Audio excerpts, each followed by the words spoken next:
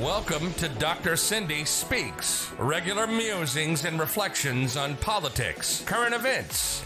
Dr. Cindy Banyai is a mom and small business owner fighting for our water, our health, our community. She's running for the people of Southwest Florida, trying to flip Florida 19 from red to blue. Listen as she speaks truth to power.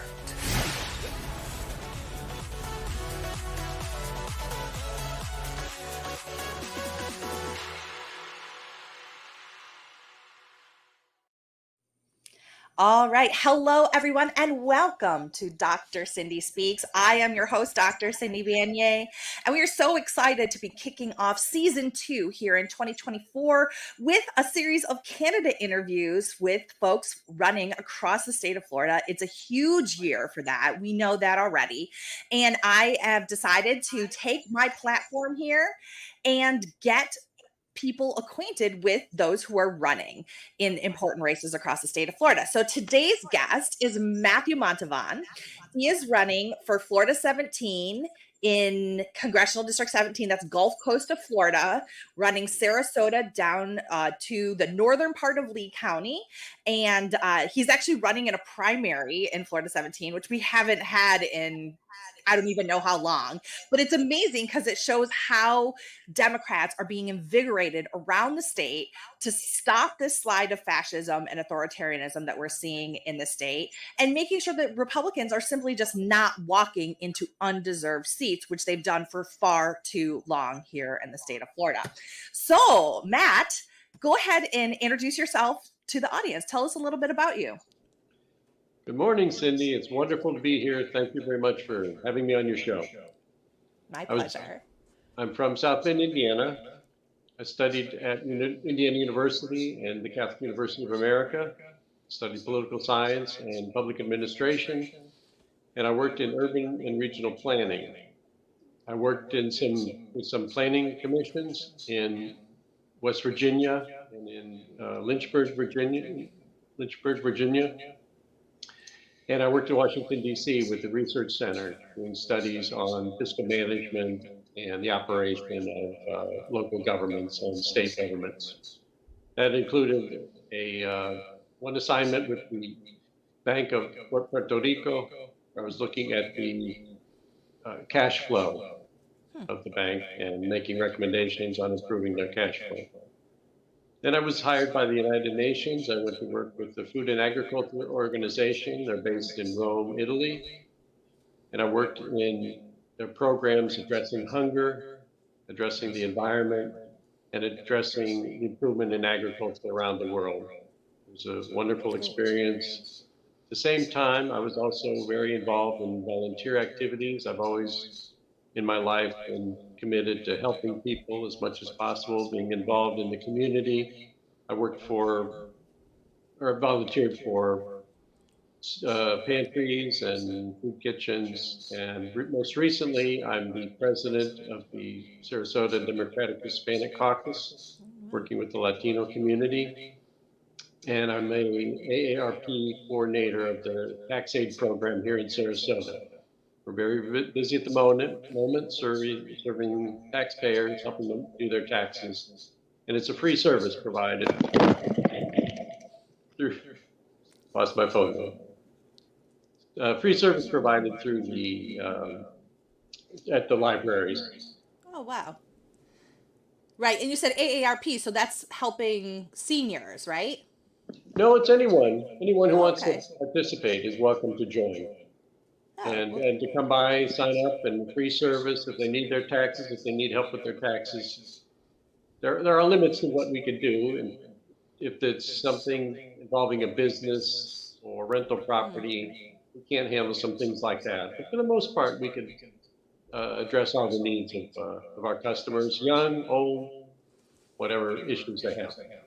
Great. And so we know that you're running for Florida 17 and Florida's Gulf Coast. We know that Florida has a very large Hispanic Latino population.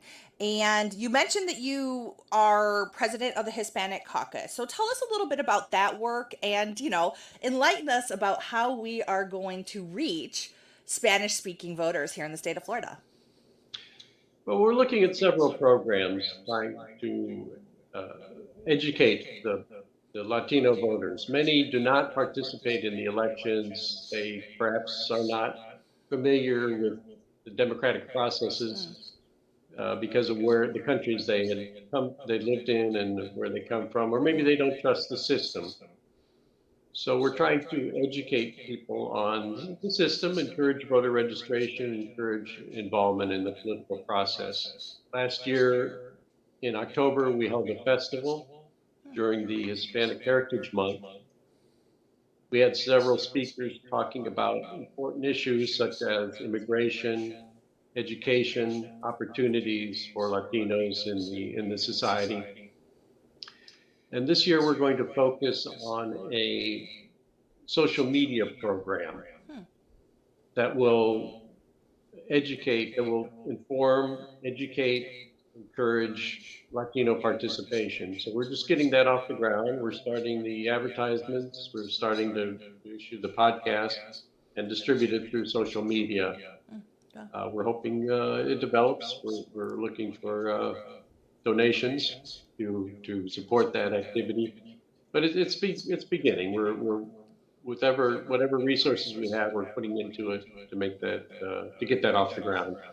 Yeah, fantastic. So, and I know that you're a Spanish speaker as well. So, do you have like a catchphrase or something that you're telling Latinos, Spanish speaking voters to get them excited, or can you give us like a little message right now in Spanish to help invigorate our Latino and Hispanic friends? Bueno, para mantener una democracia, uno tiene que participar, uno tiene que votar, uno tiene que estar involucrado. Es muy importante contribuir para mantener la democracia. Gracias. Bueno, that's great. Fantastic. And so tell us a little bit about, how it is that you became a Spanish speaker. You spent time abroad in Spanish speaking countries, right? I did. I went to my father was actually born in Peru, but of U.S. parents. So he's always had an interest in Latin America. And I adopted that to some extent. Early on, he was a professor at Notre Dame, and my first school was in Spanish because he went on an exchange program to Venezuela, to the city of Merida, where there's the University of the Andes. And I was dropped into a Spanish-speaking school, having very little knowledge of Spanish. I knew gato and casa, but that was about it. And I studied Spanish at the university, and then I joined the Peace Corps and went to Costa Rica. I was a volunteer in Costa Rica working in a rural area. I developed my Spanish and always had an interest in Spanish and the Latino culture. When I came back to the States, I worked with the Illinois Migrant Council in Southern Illinois. I was working with migrant workers, helping them as they went along harvesting through the United States, as well as the rural poor of Southern Illinois. And I've been involved in promoting understanding of Central America, particularly as the wars were going on, the guerrilla wars in Nicaragua and El Salvador. And then I joined the United Nations. It put me into a multilingual environment. I've had some assignments in Latin America, but colleagues who spoke Spanish. So I've been maintaining my Spanish through that, and I like literature. I read a lot of books in Spanish. Oh, wow. I love the Latin American authors. It's very, very inspiring and enjoyable. Wow, that's amazing. I actually, little known fact, I did do a month-long training in Spanish twice with government officials from Chile. And we only were getting a translator. This is while I was working for the Japanese government, would only get a translator between Japanese and Spanish. And I was like, absolutely, I can speak Spanish. I studied French for years. And I was like brushed up enough to like get along, but when I was doing the training, I would have to take like one of the trainees over to the side and like very slowly in my terrible spoken Spanish, like say something and I'd be like, okay, go tell everybody else. So, but it's so amazing that you've had this experience. And now I'm going to give you a bit of a tough question, okay? Because we know that as Democrats, we have a lot of priority issues that are focusing on real things. Like, the economy and like civil rights and reproductive freedom. However, the number one issue for Republicans is this quote unquote border crisis, right? This immigration crisis, which I'm not wholeheartedly believing that that's a thing, but it's being fabricated and it's being pushed right up. We here in the state of Florida just saw Governor DeSantis send the Florida Guard to the border in Texas in this ongoing battle that Governor Abbott in Texas has with the federal government over whether or not they can have certain jurisdictions at the border vis-a-vis the federal government. So that all being said, tell us a little bit about what you're thinking about the border situation and what you're thinking about immigration, and a little bit about what you would do in Congress to help with the situation. There's two things, and I would say there are opposing perspectives that I have within myself. On the one hand, you have to have a humanitarian policy.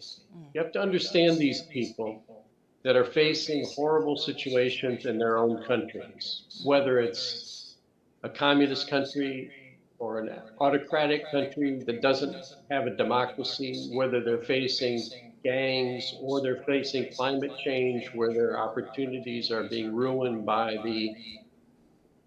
hurricanes or excessive water or not enough water.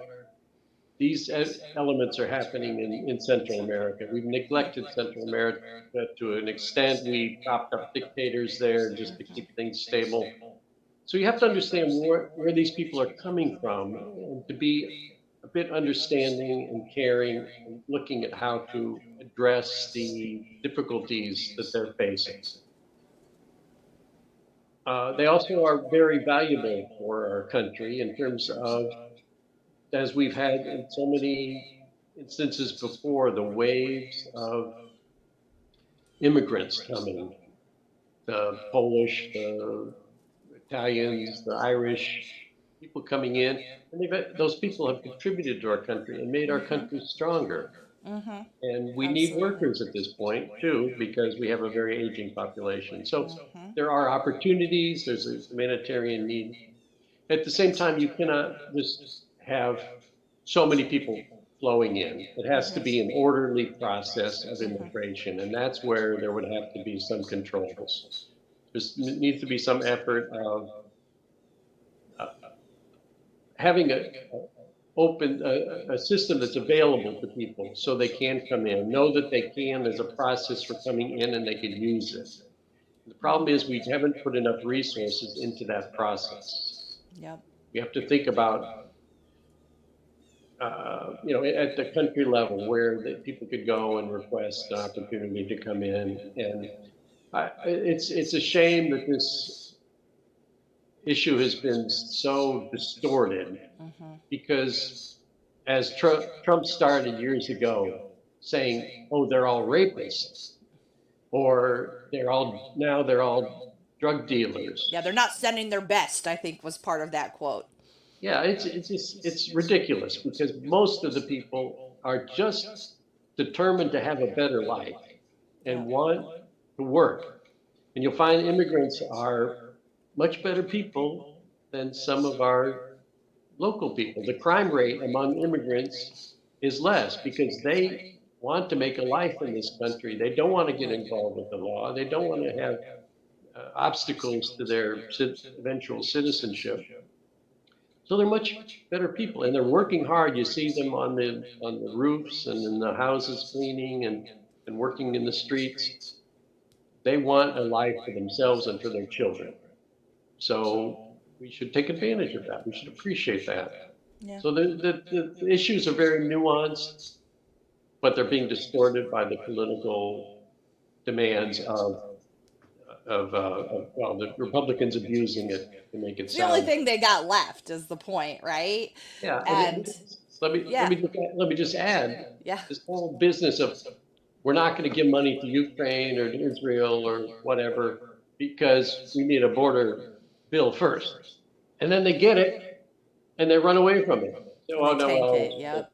yeah. So it's a lot of hypocrisy and abuse of what's really happening. It's not, they're not being honest with the people. Oh yeah. And that's a shame. I would be honest with the people. There are certain things we need to correct. There's certain things we need to do.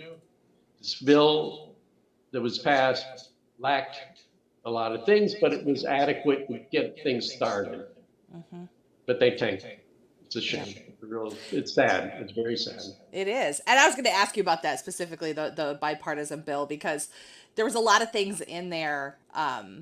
Yeah, it wasn't like a Democratic led bill. Like, the Democrats didn't really like all that, except for there was a recognition that if you want to increase or decrease the wait time that people have once they have applied for asylum, that you need more judges, you need more people to process that, and that provided for that. There was another thing in there that provided I think they had always said that they had wanted it, but I think they backed away from it because they knew that they would destroy their arguments against Joe Biden, and it actually had a provision that allowed the president to shut down the border if the crisis, if there were too many people coming over at a certain time, which I have heard a ton from the right wing. And I even at my university where I teach, I have these students, they said that to me too, like, why didn't Joe Biden just shut down the border? And I'm like, well, I'm fairly certain that's not a power that the president has, that they can't just unilaterally shut down the border. Like, we have this system of checks and balances, and like, even though we view the presidency like it's this king-like position, it's actually not. Like, we have democratic institutions across the board, and the president can't just like say, okay, good, no boss, and like shut the border down. It doesn't work like that. So I'm glad that you made that commentary on it, because yeah, it's really gross. And I've worked also extensively with immigrants. I've been an immigrant. I tell people a lot of time, I've actually been an illegal immigrant in 2 countries, which has been fascinating. And illegal meaning like not having the correct documentation for what I was doing in 2 different countries, in both Taiwan and Japan. I had to flee my job because of that status.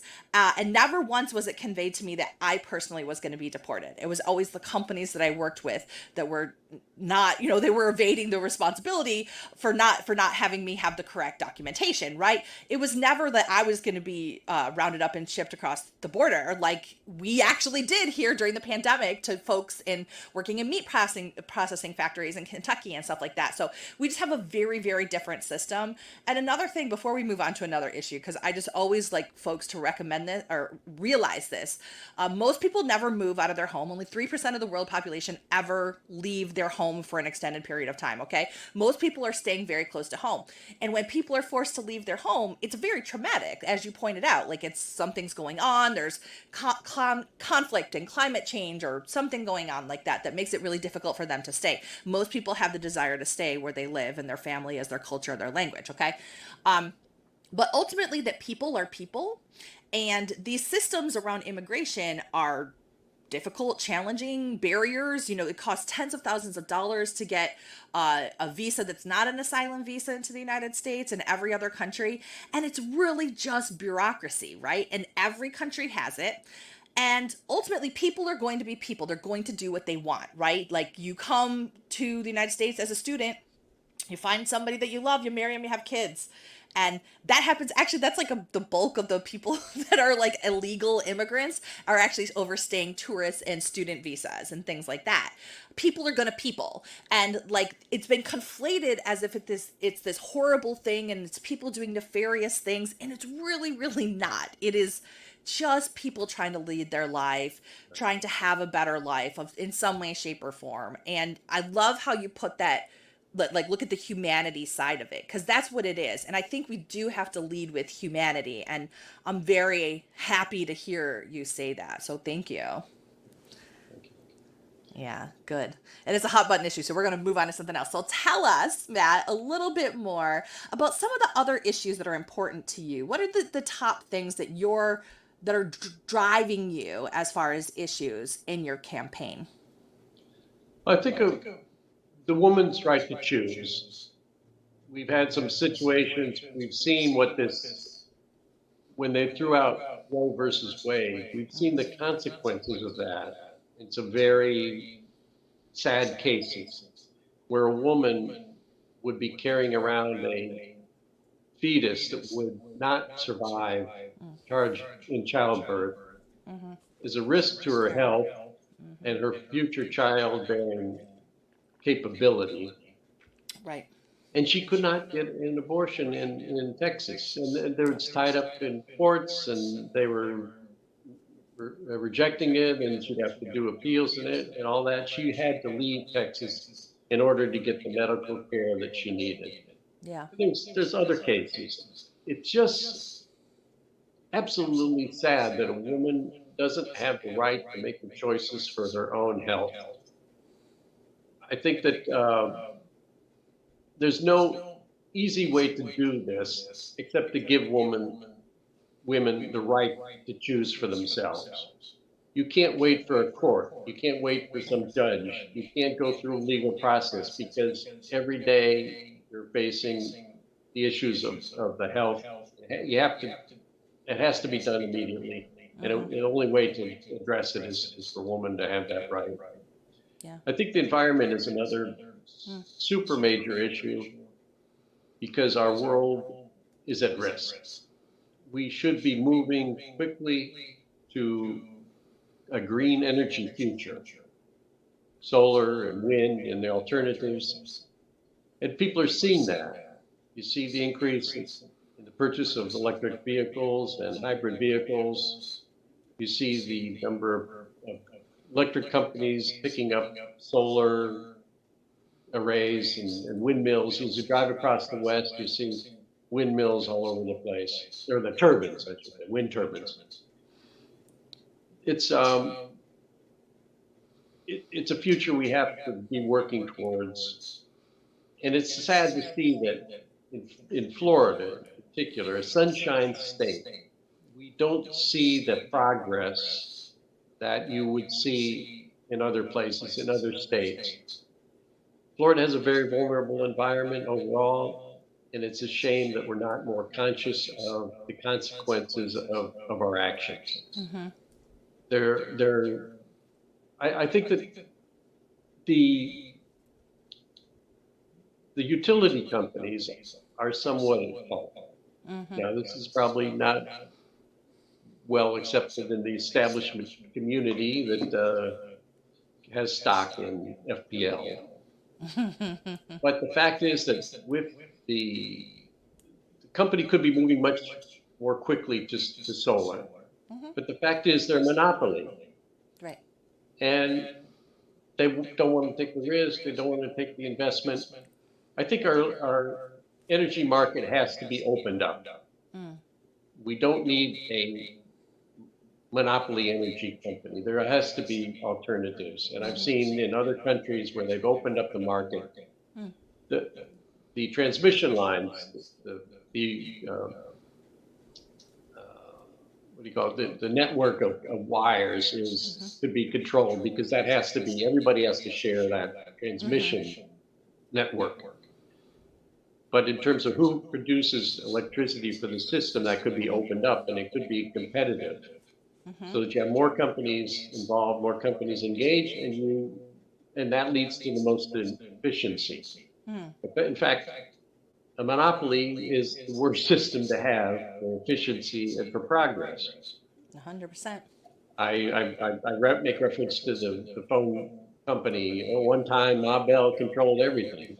That's right. And people were shocked when they took apart AT&T. Oh no, the system's going to fall apart. But it opened up to competition.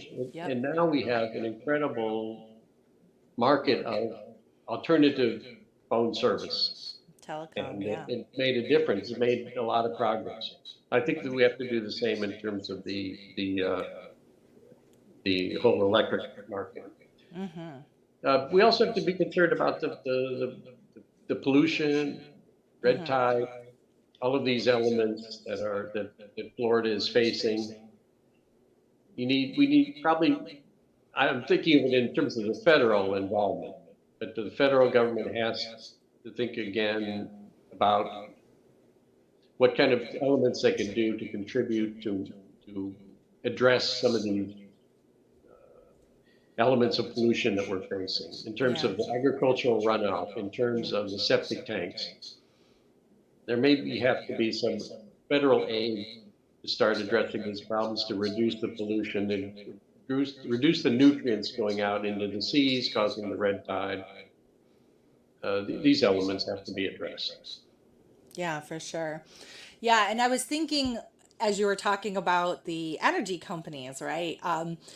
The top donors to candidates in the state of Florida include 3 energy companies: TECO, Duke, and FPL, all of which have regional monopolies on their energy production. And they all contribute highly to candidates, and that allows them to maintain that control. And that's a huge disadvantage to folks here. And people like you pointed out that we have, it's a sunshine state. We have immense amount of sun coverage every single day of the year, the highest in the country, right? Why do we not rely more on solar energy? And, there's things that those companies, namely FPL, have done to disadvantage the solar production, to capitalize and to monopolize that. Like, you can't even have, I live in the FPL area.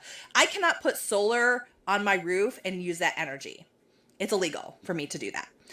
If I want solar, that has to go to FPL, and then FPL gives me a discount. Yeah. So that's law, right? Yeah, it's crazy. Also, let's not forget that FPL was involved in the scandal to unseat J.R.R. Javier Rodriguez. They actually put up a straw candidate with the same name in his district, and he ended up losing by 32 votes for his Florida State House seat. And it turns out, and this is all public knowledge that anybody can research if they want to, but FPL funded that straw candidate because J.R.R. was a huge proponent of environmental stewardship and responsibility in part of the state, and he was very popular, and he was leading the cause that would have deregulated the system, right, and allowed for more solar energy. He was a phenomenon. I don't know if you remember him at all, but he would go to Tallahassee and he would be wearing these like mucking white shrimping boots, not like Ron DeSantis's boots, which were brand new white. These were like actual dirty white boots that had been used, that are used by the boating folks, right, when they're doing work. And he would wear those every single day as part of his commitment to highlighting the environment. He's now working for the Biden administration, by the way. Just to mention that when I put in solar on my house, I had the 30% federal credit on my taxes, but Florida provided nothing in terms of an incentive. In fact, I used to pay, I think it was $8.50 a month as the base electrical charge just for being collected at FDL. They raised it to 25 because they said solar is taking advantage of other people. Instead of thinking about incentivizing the solar, they basically want to punish you. And the same is for people who use electric vehicle cars. You're not buying enough gas, so we should have a special tax on electric vehicle and hybrid cars. Instead of thinking about, well, give people an advantage because you've got to be moving to an electric system. You have to be moving to a green energy economy. We can't stay where we are and have a decent future life for our children and grandchildren. Well, all those folks are influenced by money because those are all big money donors that are in their pockets. And yeah, it's silly. And actually, by the way, just today I saw that there's a bill going through the Florida legislature as well that is going right back to the Rick Scott era where we're not allowed to say climate change. They are removing references to climate change from all components of state law. Like, that's the level of ridiculousness that we are facing here in Florida. And so, yeah, hopefully, you can get to the Congress, you can get to the U.S. House of Representatives and help set some policy that will help the rest of us here. Because unfortunately, we're at the whim of these folks, and it's very challenging to be a sane person who's not been corrupted by the energy industry here in the state of Florida and know the reality that we're dealing with. And, like Hurricane Ian, here's the thing, like, that was a near Category 5 hurricane, happened in 2022, decimated my area, decimated the Gulf Coast of Florida. And we are facing a crisis in that there's insurance crisis. People cannot insure their homes. And then you still have county commissioners and things like that are like, yeah, sure, go build in the flood zone A, because they're trying to milk every last dollar out of it. And it's really so insane to me that this continues to happen. So, and let's talk a little bit about that Hurricane Ian thing, because I know that your opponent, was somebody who was supposed to be serving the people of the Gulf Coast, and until recently didn't get around to it, right? So what do you think about the tax relief bill for the Hurricane Ian victims moving through Congress almost 18 months after the hurricane? Well, I'm happy to see it's finally happening, but it's something that should have happened a lot earlier. It should have happened right away. But it shows that he doesn't have the power or the understanding of other people in Congress. He doesn't know how to work with Congress to get things done. A good representative would have been up there immediately after the hurricane, working with people to say, let's get a bill to address this type of thing.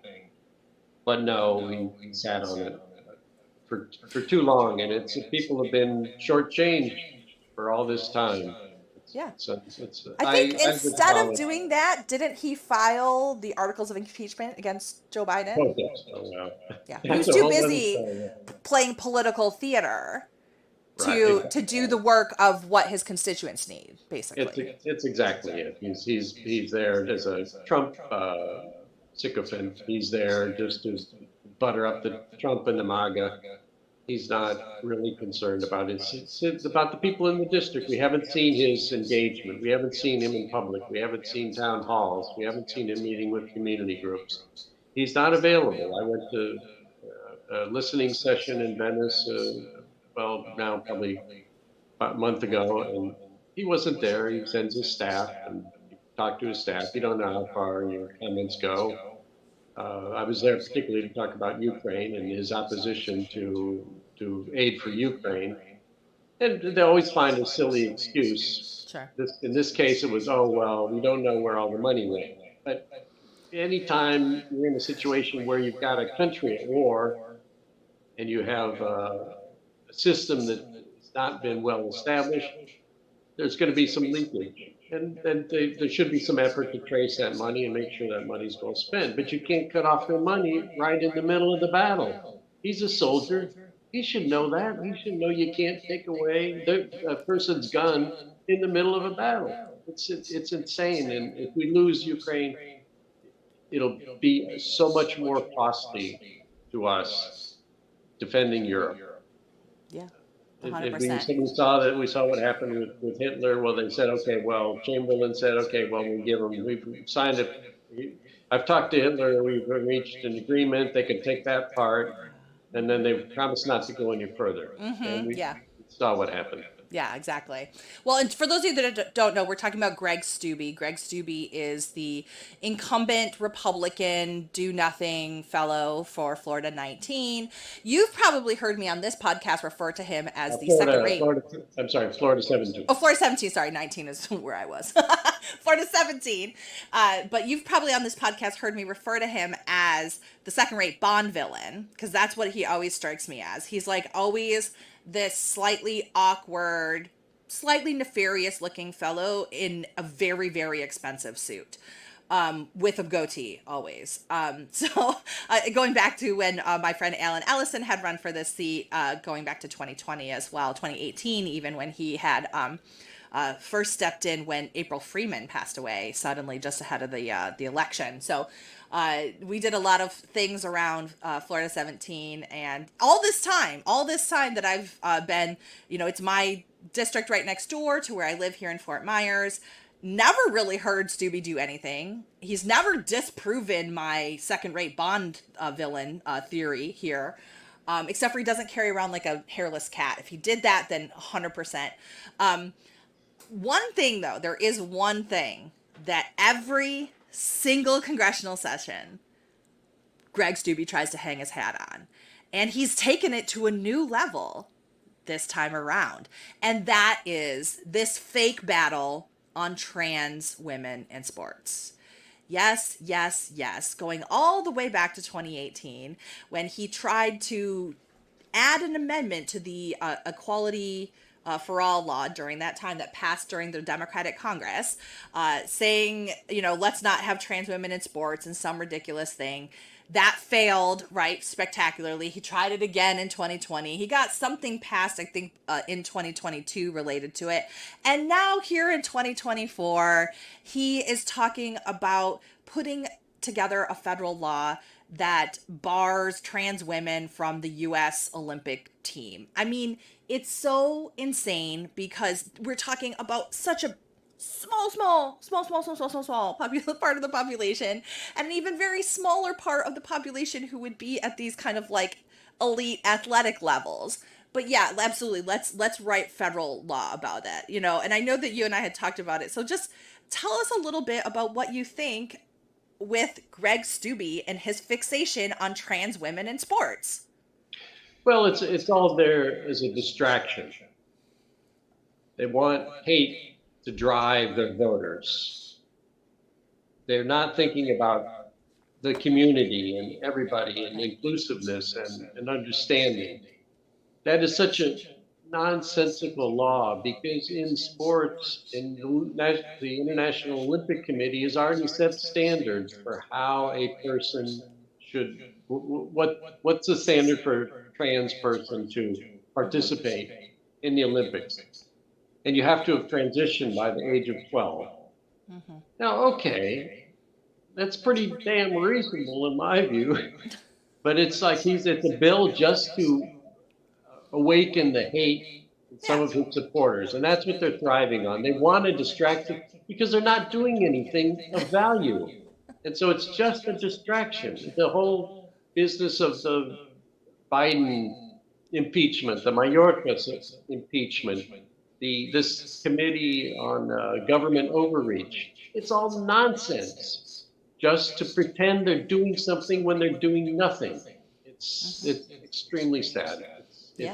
He should not be in Congress. Yeah. And I will take him out. And I just wanted to get back to your comment about what I could do in Congress, but then we still have Florida. I think we need the Democrats to rise up, and I think that we want to encourage independents and the disaffected Republicans to also think about it as well, that it's time. The Democrats have things to offer. Mm-hmm. And so we've got good candidates from the Congress to county commissions to hospital boards to school boards that are going to make a change. We have to take this country, the state, our communities in a different direction. And so I would encourage everyone to look at the Democratic candidates and support the Democratic candidates to avoid going down a bad path that does not improve our country.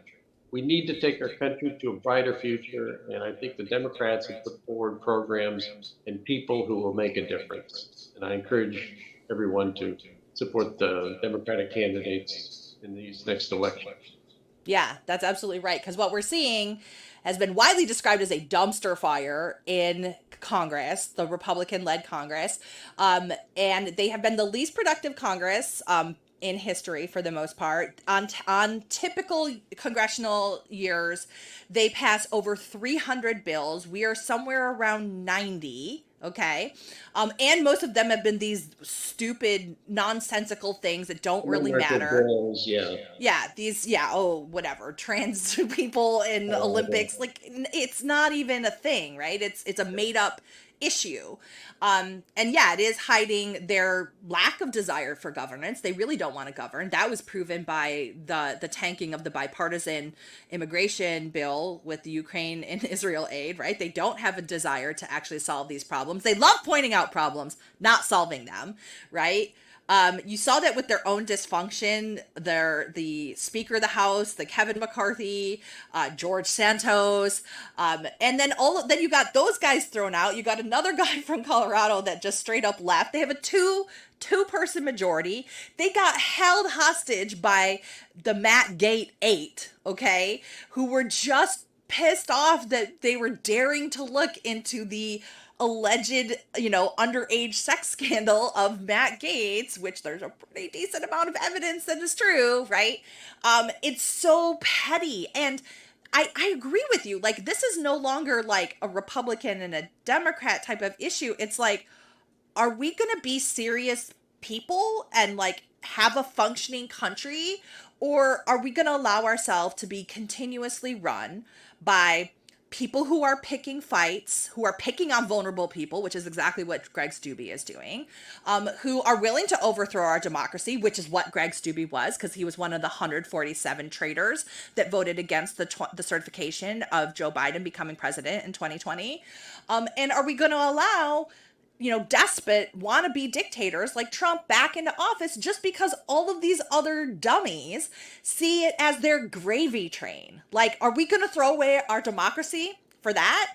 And I think that there's a lot of people that are sick of it too. So I think you hit the nail on the head. We got to get these guys out of there. And so what we need to do is we need to support candidates like you. So why don't you tell us here a little bit how we can get a hold of you and how people can help support you in getting rid of this lunatic from Congress?